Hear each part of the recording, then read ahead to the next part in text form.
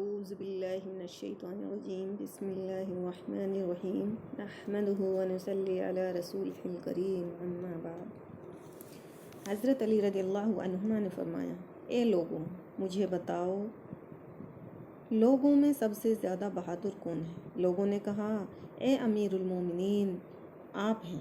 حضرت علی نے فرمایا، میں جس دشمن کے مقابلہ کے لیے نکلا ہوں اس سے میں نے اپنا حق پورا لیا ہے، یعنی ہمیشہ اپنے دوست کو شکست دی ہے۔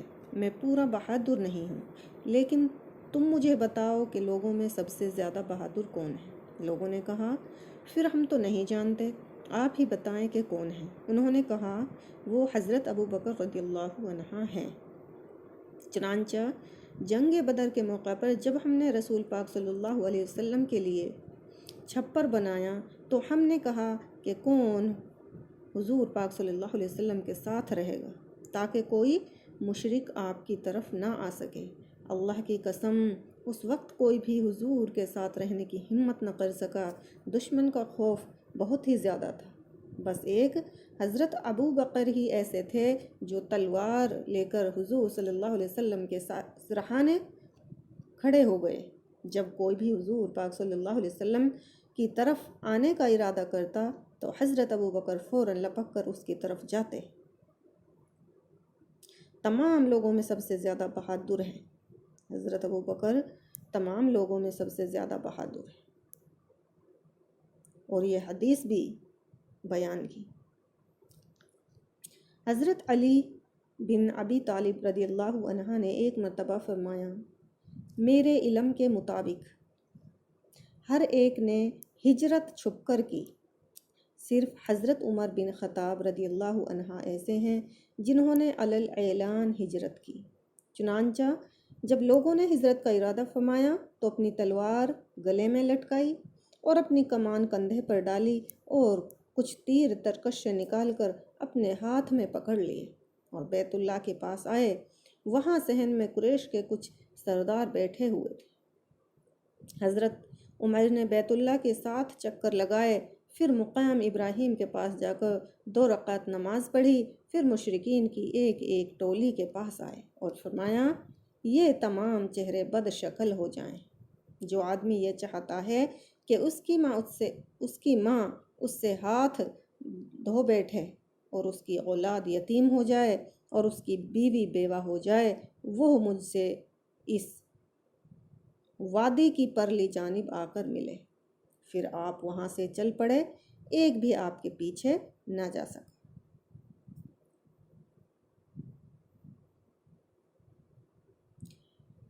حضرت جابر رضی اللہ عنہ فرماتے ہیں کہ حضرت علی رضی اللہ عنہ جنگ احد کے دن حضرت فاطمہ رضی اللہ عنہ کے پاس آئے اور شعر پڑھنے لگے، اے فاطمہ یہ تلوار لو جس میں کوئی عیب نہیں ہے اور نہ تو ڈر کی وجہ سے مجھ پر کبھی کپکپی طاری ہوتی ہے اور نہ میں کمینہ ہوں۔ میری عمر کی قسم، حضرت احمد صلی اللہ علیہ وسلم کی مدد اور اس رب العزت کی خوشنودی کی خاطر میں نے پوری کوشش کی ہے جو بندوں کو اچھی طرح جانتا ہے۔ حضور پاک صلی اللہ علیہ وسلم نے ارشاد فرمایا، اگر تم نے عمدہ طریقے سے جنگ کی ہے تو حضرت سہل بن حنیف اور حضرت ابن سیما نے بھی خوب عمدہ طریقے سے جنگ کی ہے۔ حضور پاک صلی اللہ علیہ وسلم نے ایک اور صحابی کا بھی نام لیا جسے معلّہ راوی بھی بھول گئے۔ اس پر حضرت جبرائیل علیہ السلام نے آ کر عرض کیا، اے محمد آپ کے والد کی قسم یہ غمخواری کا موقع ہے۔ اس پر حضور پاک صلی اللہ علیہ وسلم نے فرمایا، اے جبرائیل علیہ السلام یہ علی تو مجھ سے ہیں، یہ علی تو مجھ سے ہیں۔ حضرت جبرائیل علیہ السلام نے کیا، میں آپ دونوں کا ہوں۔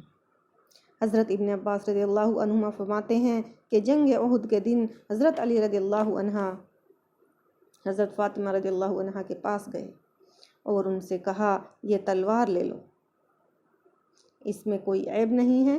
حضور پاک صلی اللہ علیہ وسلم نے فرمایا، اگر تم نے اچھی طرح سے جنگ کی ہے تو حضرت سہل بن حنیف رضی اللہ عنہ اور حضرت ابو دجانہ سماک بن خرشہ رضی اللہ عنہ نے بھی خوب اچھی طرح جنگ کی ہے۔ حضرت عبید اللہ بن کعب بن مالک انصاری رضی اللہ عنہ فرماتے ہیں کہ غزوہ خندق کے دن حضرت عمرو بن عبد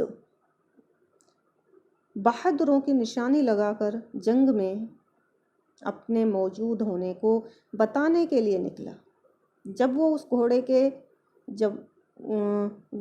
اس کے گھوڑے سوار ساتھی کئی کھڑے ہو گئے تو حضرت علی نے اس سے کہا، اے عمرو، تم نے قریش کے لیے اللہ سے عہد کیا تھا کہ جب بھی تمہیں کوئی آدمی 2 باتوں کی دعوت دے گا تم ان 2 میں سے ایک کو ضرور اختیار کر لو گے۔ اس نے کہا، ہاں میں نے یہ عہد کیا تھا۔ حضرت علی نے کہا، میں تمہیں اللہ اور اس کے رسول کی اور اسلام کی دعوت دیتا ہوں۔ عمرو نے کہا، مجھے اس کی کوئی ضرورت نہیں ہے۔ اس پر حضرت علی نے فرمایا، میں مقابلہ کے لیے میدان میں اترنے کی تم کو دعوت دیتا ہوں۔ عمرو نے کہا، اے میرے بھتیجے، مجھے کیوں میدان میں مقابلے کے لیے اترنے کی دعوت دے رہے ہو؟ کیونکہ اللہ کی قسم میں تمہیں قتل کرنا نہیں چاہتا ہوں۔ حضرت علی نے فرمایا، لیکن میں تو تمہیں قتل کرنا چاہتا ہوں۔ یہ سن کر عمرو غصے میں آگ ببولا ہوا اور حضرت علی کی طرف بڑھا۔ دونوں اپنی سواریوں سے اترے اور دونوں نے میدان کا کچھ چکر لگایا، پھر لڑائی شروع ہوئی۔ آخر میں حضرت علی نے عمرو کو شکست دی۔ ابن اسحاق کہتے ہیں کہ حضرت عمرو بن عبد ہتھیاروں سے پوری طرح لیس ہو کر باہر نکلا اور بلند آواز سے پکارا، مقابلہ کے لیے کون آتا ہے؟ حضرت علی بن ابی طالب رضی اللہ عنہ نے کھڑے ہو کر کہا، یا نبی اللہ، میں اس کے مقابلہ کے لیے جاتا ہوں۔ آپ نے فرمایا، یہ عمرو ہیں، بیٹھ جاؤ۔ پھر عمرو زور سے پکارتا ہے، کیا ہے کوئی مرد جو میرے مقابلہ کے لیے میدان میں آئے؟ اور مسلمانوں کو ملامت کرتے ہوئے کہنے لگا، کہاں گئی تمہاری وہ جنت جس کے بارے میں تم لوگ یہ کہتے ہو کہ تم میں سے جو مارا جاتا ہے وہ اس جنت میں داخل ہو جاتا ہے؟ تم لوگ میرے مقابلہ کے لیے ایک آدمی بھی نہیں بھیج سکتے۔ حضرت علی نے پھر کھڑے ہو کر کہا، یا رسول اللہ، میں جاتا ہوں۔ آپ نے فرمایا، تم بیٹھ جاؤ۔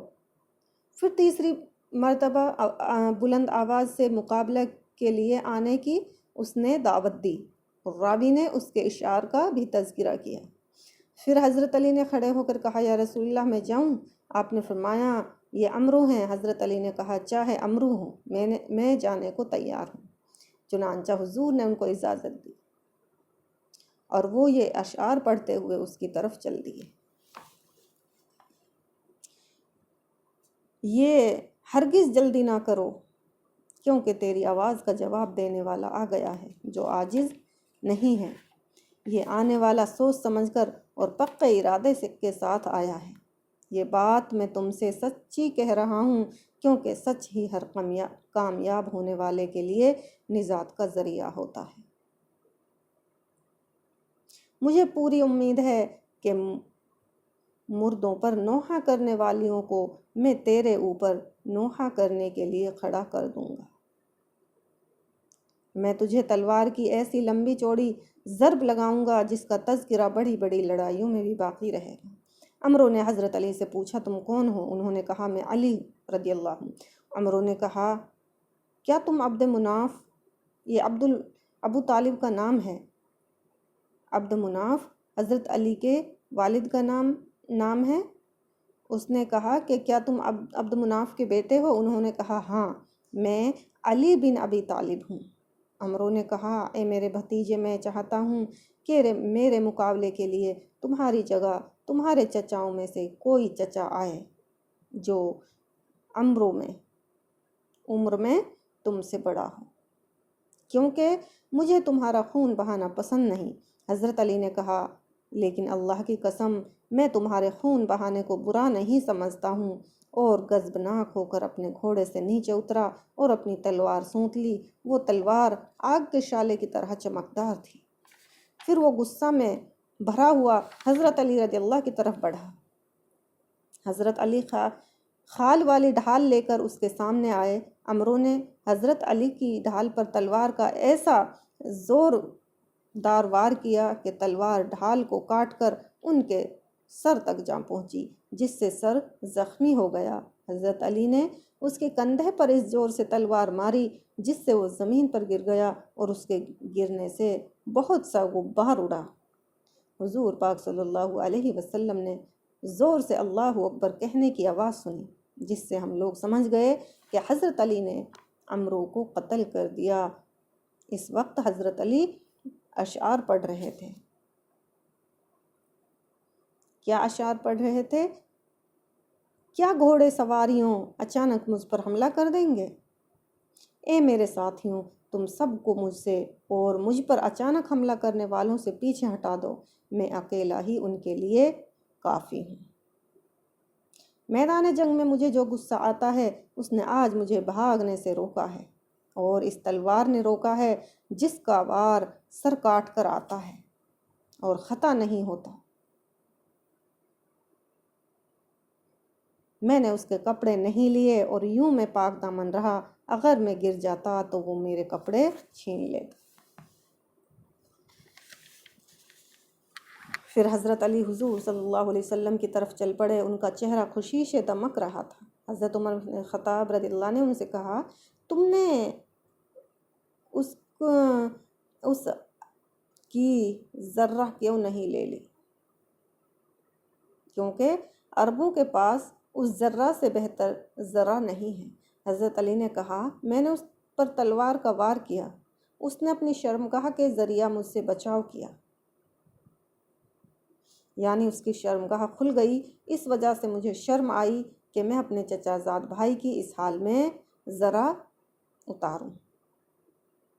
حضرت سلمہ بن عقو رضی اللہ عنہ ایک لمبی حدیث بیان کرتے ہیں جس میں وہ غزوہ بنو فزارہ سے واپسی کا تذکرہ کرتے ہیں اور فرماتے ہیں، واپس آ کر ابھی ہم لوگ 3 دن ٹھہرے ہی تھے کہ ہم لوگ خیبر کی طرف نکل پڑے۔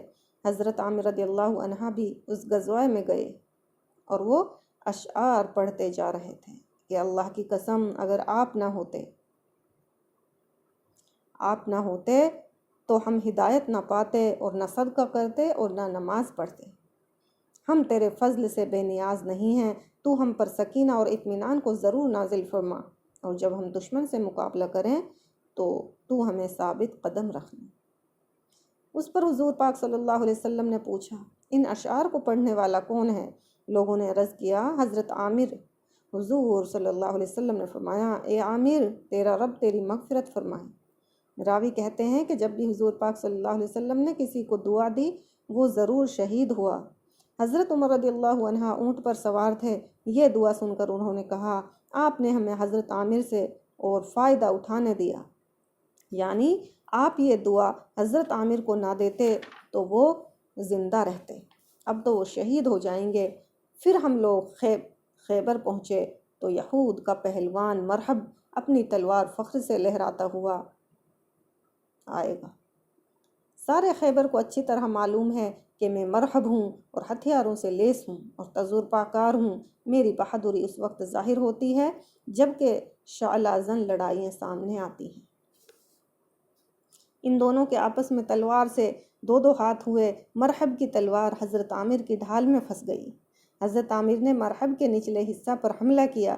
حضرت عامر کی تلوار آ کر خود ان کو ہی لگ گئی، جس سے شہرگ کٹ گئی اور اس سے شہید ہو گئے۔